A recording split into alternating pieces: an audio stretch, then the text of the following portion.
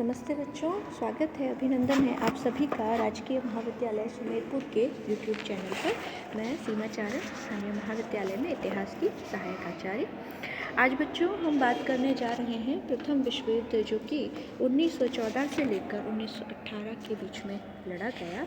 उसके कारण क्या क्या थे? वैसे तो जब 20वीं सदी प्रारंभ हुई तभी यूरोप ऐसा लग रहा था कि बारूद के एक ढेर पर खड़ा है, सिर्फ एक चिंगारी की आवश्यकता है। पिछले 50 वर्षों में यूरोप में जो घटनाएं घटी थी उससे लग रहा था कि शांति अभी स्थापित ज़्यादा समय तक नहीं रह सकती है। इसी दौरान कई सारी घटनाएं, जैसे कि बर्लिन सम्मेलन, बुल्गारिया सम्मेलन, त्रिगुड़, रूस जर्मन विवाद, इस तरह की ऐसी घटनाएं धीरे धीरे घटती चली गई, जिससे कि पूरे विश्व को एक भयंकर आग की चपेट में ले लिया। इस समय तक पूरा यूरोप दो गुटों में बंट चुका था। पहला गुट था मित्र देशों का और संयुक्त राष्ट्रों का। इस गुट में थे इंग्लैंड, फ्रांस, रूस, सर्बिया, जापान, पुर्तगाल, इटली, अमेरिका, रोमानिया, यूनान आदि। दूसरे गुट केंद्रीय शक्तियों का ग्रुप था, जिसमें जर्मनी, ऑस्ट्रिया हंगरी और बुल्गारिया और तुर्की थे। वैसे तो इस युद्ध की शुरुआत का कारण ये था कि 28 जून 1914 को ऑस्ट्रिया के राजकुमार फर्डिनेंड की सर्बिया के कुछ विद्रोहियों ने हत्या कर दी और धीरे धीरे इन दोनों देशों के बीच में युद्ध शुरू हुआ और इसमें सारा का सारा यूरोप के देश लगभग सम्मिलित हो गए और दुनिया के लगभग हर महाद्वीप पर, हर क्षेत्र में ये युद्ध लड़ा गया। इसी कारण इसे विश्व युद्ध कहा जाता है। यहाँ कई स्त्री पुरुषों, सैनिक और सामान्य नागरिक, काले रंग, गोरे रंग, भूरे रंग, पीले रंग की सभी जातियों ने इस युद्ध में भाग नहीं लिया तो कुछ न कुछ प्रयत्न अवश्य किए थे। वास्तव में ये इतना विनाशकारी युद्ध था कि इतिहास में ऐसा युद्ध पहले लड़ा नहीं गया था। आज जो है हम बात करने जा रहे हैं इस युद्ध के कारणों के बारे में। इसके कारणों में जो पहला कारण ये है अंतर्राष्ट्रीय अराजकता की स्थिति। 20वीं सदी के पहले दशक से ही यूरोप में अशांति और अराजकता की स्थिति पैदा हो गई थी। बड़े बड़े जो राज्य थे, छोटे राज्यों को अपने स्वार्थों की पूर्ति के लिए बांट रहे थे, काम में ले रहे थे। 1900 ईस्वी के बाद कई ऐसी घटनाएं हुई जिसके कारण वातावरण तनावपूर्ण बना रहा। जैसे 1904-05 का रूस जापान युद्ध, इसने यूरोप की राजनीति को प्रभावित किया। रूस कमज़ोर हो गया जापान से हार करके, तो जर्मनी ने मोरक्को में फ्रांस को चुनौती दी। इस तरह से अंतर्राष्ट्रीय क्षेत्रों में गंभीर स्थिति पैदा होने लगी थी। अब रूस को जब सुदूर पूर्व में साम्राज्य विस्तार का अवसर नहीं मिला जापान की तरफ से, तो उसने दूसरी तरफ से सोचा, बाल्कन प्रदेश में हस्तक्षेप करना शुरू कर दिया। इससे राजनीति और जटिल हो गई। विलियम कैसर, जो कि उस वक्त जर्मनी का राजा था और उसके चांसलर मोरक्को में फ्रांस के बढ़ते हुए प्रभाव पर प्रतिबंध लगाना चाहते थे। विलियम ने टैंजियर जाकर के मांग की कि मोरक्को की समस्या के लिए एक सम्मेलन बुलाया जाना चाहिए, जिसके कारण 1906 में अल्जीरास में एक सम्मेलन का आयोजन किया गया। लेकिन यहाँ जर्मनी संतुष्ट नहीं हुआ, क्योंकि इंग्लैंड ने फ्रांस को समर्थन दिया। तो एक तरफ इंग्लैंड और फ्रांस हो गए, एक तरफ जर्मनी और ऑस्ट्रिया होने लग गए। इसी दौरान 1911 में फेज के विद्रोह को दबाने के लिए, यूरोपीय लोगों की रक्षा के लिए फ्रांस ने वहां अपनी सेना भेज दी, तो जर्मनी ने विरोध किया और पैंथर अपना नामक युद्धपोत अगाडियर के बंदरगाह पर भेज दिया, जिससे ऐसा लगा कि युद्ध छिड़ जाएगा। लेकिन इंग्लैंड ने चेतावनी दी, जिसके कारण जर्मनी को झुकना पड़ा और फ्रांसीसी कांगो का भाग भी बाद में जर्मनी को मिल गया। इस संकट में इंग्लैंड ने जैसे फ्रांस की मदद की थी, इससे इंग्लैंड और जर्मनी के संबंध में कटुता आई और इंग्लैंड और फ्रांस एक तरह से एक गुट में शामिल हो गए। वर्ष 1908-09 में ऑस्ट्रिया द्वारा बोस्निया हर्जेगोविना के अपने साम्राज्य में मिलाने के कारण एक गंभीर संकट उत्पन्न हो गया था।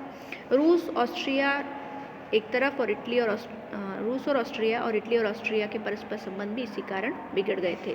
हालांकि उस समय तो ये संकट टल गया, लेकिन वातावरण जरूर अंतर्राष्ट्रीय रूप से खराब हो गया था। 1912-13 के बाल्कन युद्धों ने भी अंतर्राष्ट्रीय वातावरण को तनावपूर्ण बना दिया। इन युद्धों के कारण सैन्यवाद की शस्त्रीकरण की दौड़ तेज हो गई थी। जब से सबसे जो असंतुष्ट राज्य था इनमें, वो था बुल्गारिया, क्योंकि सर्बिया, यूनान आदि राज्यों ने उससे बहुत बड़ा भूभाग छीन लिया था। इन्हीं बाल्कन युद्धों के महत्व के कारण प्रख्यात इतिहासकार ग्रांट और टेम्पल ने लिखा है कि 1914 के महायुद्ध के लिए बाल्कन युद्ध सबसे अधिक जिम्मेदार थे। अगला जो अपना कारण आ रहा है वो राष्ट्रीयता की भावना। वैसे तो आप जानते हैं कि फ्रांस की क्रांति के कारण पूरे यूरोप में राष्ट्रीयता की भावना का जन्म हुआ, किंतु ये जो राष्ट्रीय का तेज़ी से जो विकास है वो वियना कांग्रेस के बाद संभव हुआ। इसी राष्ट्रीयता की भावना के कारण ही यूरोप के मानचित्र पर दो नए देश उभरे, जर्मनी और इटली, जिनका एकीकरण पूर्ण हुआ। इस राष्ट्रवाद ने एक और तो राष्ट्रों को निर्माण की तरफ प्रेरित किया, दूसरी तरफ उग्र राष्ट्रवाद के कारण मतभेद भी उत्पन्न हुए। 1871 के बाद फ्रांस में अल्सास लॉरेन की मांग फ्रांस की राष्ट्रीय मांग हो गई, जो कि जर्मनी ने छीन लिए थे। इटली के राष्ट्रवादियों को ट्रेंटिनो, ट्रीस्ट के प्रदेशों को प्राप्त करने के लिए समुद्धरणवादी आंदोलन चलाना पड़ा, जिसके कारण इटली और ऑस्ट्रिया के संबंधों पर प्रतिकूल प्रभाव पड़ा। ऑस्ट्रिया हंगरी का साम्राज्य, जिसमें कि अलग अलग प्रजातियों के ऑस्ट्रियन लोग रहते थे, हंगरी लोग रहते थे, वो तो खुद ही एक राष्ट्रवाद की भावना के लिए चुनौती था। पॉलिश लोग, जिन पर विदेशियों का शासन था, वो पोलैंड के रूप में अपना नया राज्य स्थापित करना चाहते थे। सर्बिया जैसा बाल्कन देश ये चाहता था कि इन साम्राज्यों में रहने वाले उनके साथ मिल जाए, बड़ा बाल्कन साम्राज्य हो। रूस जो है खुद को स्लाव लोगों का संरक्षक समझता था और स्लाववाद का समर्थन करता था, और स्लाववाद का सबसे बड़ा विरोधी था जर्मनी। देशभक्ति की बढ़ती हुई विकृत भावना ने अलग अलग देशों के बीच में घृणा की, द्वेष की भावना उत्पन्न कर दी और राष्ट्रवाद एक तरह से युद्धवाद में कन्वर्ट हो गया। राष्ट्रीयता की प्रवृत्ति मांग कर रही थी कि एक राष्ट्रीयता, एक राज्य के सिद्धांत के अनुसार यूरोप के राजनीतिक नक्शे का पुनर्निर्माण हो। इस तरह राष्ट्रीयता की भावना के कारण विश्व के देश एक दूसरे से टकराने के लिए बाध्य हो गए। इसका अगला जो कारण था वो थी कूटनीतिक संधियाँ। हालांकि कूटनीति कभी युद्ध का कारण नहीं माने जाती, लेकिन कभी कभी ऐसा होता है कि उसके कारण युद्ध की परिस्थिति पैदा हो जाती है। इसकी स्थितियाँ उत्पन्न हो चुकी थी। 1870 में जर्मनी के एकीकरण के बाद में जर्मनी के चांसलर बिस्मार्क ने कूटनीतिक संधियों के कारण एक त्रिगुट का निर्माण किया। जब एक तरफ लोग एक हो गए तो दिखता बात है कि दूसरी तरफ आत्मरक्षा में भी त्रिराष्ट्र मैत्री स्थापित हो गई। इसने यूरोप को दो अलग अलग गुटों में बांट दिया। दोनों ही गुट सशक्त थे और आपस में एक दूसरे के विरोधी थे। ये संधियों के जाल में ये देश इस तरह से फंस गए थे कि अगर एक देश जो है वो युद्ध करता तो दूसरे देश भी अपने आप उसमें चले आते। इसके कारण ही युद्ध वृहत होता चला गया। बिस्मार्क ने जब फ्रांस को हरा दिया, उसके बाद जर्मनी की सुरक्षा के लिए ऑस्ट्रिया और इटली से गुप्त संधियाँ, जो कि बाहर प्रकाशित नहीं हुई थी, स्थापित कर ली कि अगर हम किसी युद्ध में होते हैं इन्वॉल्व तो आप भी उसमें शामिल होंगे। इसके बदले में फ्रांस ने भी अपनी सुरक्षा के लिए रूस और इंग्लैंड से मिलकर ट्रिपल एंटेंट का निर्माण कर लिया, मैत्री संधि कर ली। अब यूरोप दो शक्तिशाली विरोधी गुटों में बदल गया। ये संधियाँ वैसे तो बताई तो रक्षात्मक गई थी, लेकिन इसके कारण कंपटीशन की भावना उत्पन्न हुई। फ्रांस ने इटली के साथ गुप्त संधि करके त्रिगुट को कमज़ोर करने का प्रयत्न किया। प्रोफेसर फे, जो कि एक प्रख्यात इतिहासकार हैं, वो लिखते हैं कि एक दृष्टिकोण से ये प्रणाली वैसे तो शांति बनाए रखने में सहायक थी, क्योंकि अगर युद्ध छिड़ता तो 2-3 देश एक साथ बड़े बड़े शामिल होते, लेकिन ये भी तय हो गया कि अगर युद्ध छिड़ जाता है तो सारे देश एक साथ इस युद्ध में खींचे चले आएंगे। इसी गुटबंदी के कारण गुट के हर एक सदस्य को ऐसी कार्रवाई करनी पड़ती थी जिससे उसे कोई लाभ भी नहीं नज़र आ रहा था, क्योंकि उसे अपने मित्र राष्ट्र का समर्थन करना पड़ रहा था। जैसे जर्मनी को बाल्कन में कोई रुचि नहीं थी, लेकिन उसे ऑस्ट्रिया के समर्थन में वहाँ कार्रवाई करनी पड़ी। इसी तरह फ्रांस को रूस की दोस्ती के कारण जो है बाल्कन नीति, जो कि बाल्कन प्रदेशों में हुई थी, उसको समर्थन देना पड़ा। ब्रिटेन के विदेश मंत्री को भी विश्वास हो गया था कि ट्रिपल अलायंस, जो कि जर्मनी, इटली, ऑस्ट्रिया हंगरी के बीच में था और टर्की भी इसमें साथ में था, उसके विरुद्ध ट्रिपल एंटेंट इंग्लैंड, फ्रांस और रशिया के बीच में था, इसका समर्थन करना चाहिए। इस कारण कूटनीतिक संधियों के कारण छोटा सा युद्ध विश्व युद्ध में कन्वर्ट होना ज़रूरी सा हो गया था। अगला जो कारण है अपना वो है सैन्यवाद और शस्त्रीकरण। वैसे 19वीं सदी के उत्तरार्ध में यूरोप में सैनिकवाद पनप गया था। इसका कारण था उग्र राष्ट्रीयता, आर्थिक प्रतियोगिता और अंतर्राष्ट्रीय तनाव। सारे यूरोप के देशों के बीच में शंका, ईर्ष्या बढ़ती चली जा रही थी। इसलिए युद्ध की तैयारी के लिए, अपने आप को शक्तिशाली बनाने के लिए सभी देश अपनी सैनिक शक्ति में वृद्धि कर रहे थे। सैन्यवाद के अंतर्गत दो तथ्य थे। सबसे पहली चीज़ तो बड़ी बड़ी सेनाएं, नौसेनाओं की भयानक और बोझिल व्यवस्था के कारण शंका, संदेह, भय, घृणा का वातावरण साफ उत्पन्न हो गया।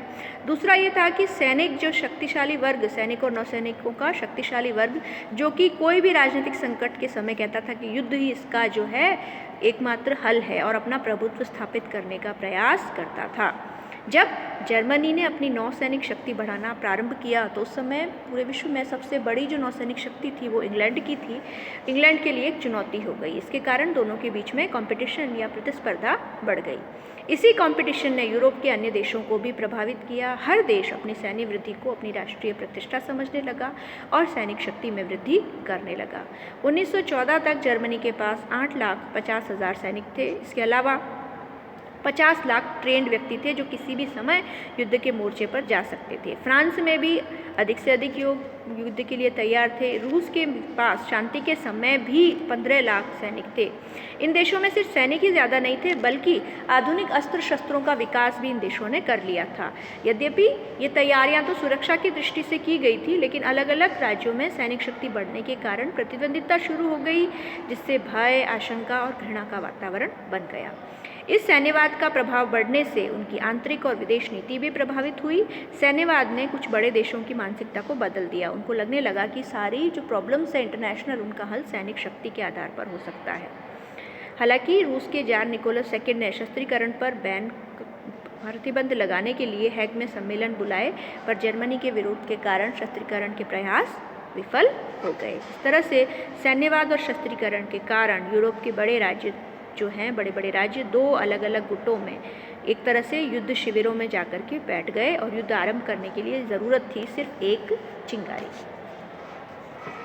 अगला जो हमारा कारण है वो है साम्राज्यवाद और आर्थिक प्रतिद्वंदिता। 20वीं सदी की शुरुआत में दुनिया में दो तरह से प्रगति हुई। एक तो वो जिन देशों के पास पैसा था उनमें इंडस्ट्रियलाइजेशन या औद्योगिक क्रांति, औद्योगिकरण तेज़ी से प्रारंभ हुआ और ज़्यादा पैसा कमाने के लिए, कच्चे माल की प्राप्ति के लिए, तैयार माल को बेचने के लिए उनको ज़्यादा से ज़्यादा देशों की ज़रूरत पड़ी और इन लोगों ने जो है अपने साम्राज्य दूसरे देशों में पसारना शुरू कर दिए। ऐसे साम्राज्यवादी देशों में इंग्लैंड, अमेरिका और जर्मनी प्रमुख थे। ऐसे देशों में आर्थिक प्रतिद्वंदिता साम्राज्यवाद से जुड़ी हुई थी। ये देश अपना औपनिवेशिक या साम्राज्यवादी विस्तार अपनी आर्थिक ज़रूरतों के कारण कर सकते थे। दूसरी तरफ वे देश थे जो अभी कृषि और उद्योग में संतुलन की स्थिति से गुजर रहे थे, जैसे फ्रांस और इटली। ये देश एशिया, अफ्रीका और पूर्वी यूरोप के देशों पर अपना अधिकार स्थापित करके साम्राज्यवाद बढ़ाना चाहते थे, क्योंकि यहाँ जो है अभी औद्योगिक प्रगति नहीं हुई थी। इसलिए नए देशों के अधिकार करने की भूख और सबसे बड़ी चीज़ धन और उत्पादन की खपत की अभिलाषा के कारण औपनिवेशिक संघर्ष शुरू हुआ, साम्राज्यवादी संघर्ष प्रारंभ हुआ। इसी कारण प्रोफेसर लैंगसन ने इसको पहले विश्व युद्ध का महत्वपूर्ण कारण माना है। 19वीं सदी के अंत तक अफ्रीका का ज़्यादातर हिस्सा यूरोप के देशों में बंट गया था। इनमें सबसे ज़्यादा हिस्सा मिला इंग्लैंड और फ्रांस को। जर्मनी क्योंकि 1870-71 में एक हुआ। बिस्मार्क शुरुआत में साम्राज्यवादी नीति का पोषक नहीं था, इसलिए बहुत लेट आया। इसके कारण उसे कम इलाका प्राप्त हुआ, जिसके कारण असंतुष्ट बना रहा। हालांकि अफ्रीका के बंटवारे के लिए कोई युद्ध नहीं लड़ा गया, लेकिन कई बार युद्ध की परिस्थिति ज़रूर पैदा हुई, तनाव की स्थिति ज़रूर हुई। 20वीं सदी के आरंभ में जर्मनी और इंग्लैंड में व्यापारिक प्रतिद्वंदिता इतनी बढ़ गई थी कि न सिर्फ राजनेता बल्कि उद्योगपति भी एक देश के जो है दूसरे देश को नीचा दिखाने का प्रयास करने लगे। बाल्कन क्षेत्र में रूस और ऑस्ट्रिया के हित परस्पर विरोधी थे, न सिर्फ राजनीतिक बल्कि आर्थिक भी, जिसके कारण उन दोनों के बीच में संघर्ष की स्थिति बार बार पैदा हो जाती थी। सुदूर पूर्व और चीन में आर्थिक और राजनीतिक साम्राज्यवाद के प्रसार के लिए यूरोपीय शक्तियों ने जो चीनी खरबूजे का बंटवारा किया था, उसके कारण संघर्ष की संभावना को और अधिक बल मिला। इस तरह से यूरोपीय राज्यों की साम्राज्यवादी और व्यापारिक महत्वाकांक्षाओं के कारण एक दूसरे के प्रति घृणा और अविश्वास का वातावरण बना, जिससे संघर्ष आवश्यक हो गया। बच्चों, ये तो थे प्रथम विश्व युद्ध के कारण। शुरुआत के कारण अभी आपको बता दिए गए हैं। अगले वीडियो में बाकी के कारणों पर हम चर्चा करेंगे। तब तक आप बाकी के वीडियो को भी देखिए और अपनी किताबों से उनको समराइज़ कीजिए, ताकि आपके कंसेप्ट भी क्लियर हों, उत्तर भी आप अच्छे तरीके से लिख सकें और किसी भी वाद विवाद कहीं भी जब बोलने का मौका पड़े तब आप अपने शब्दों में तथ्यों का, साक्ष्यों का ज़्यादा से ज़्यादा जो है इस्तेमाल कर सकें और एक प्रखर व्यक्तित्व बन करके आप उभरें, इसी आशा के साथ आज का ये वीडियो यहीं समाप्त करती हूँ। धन्यवाद।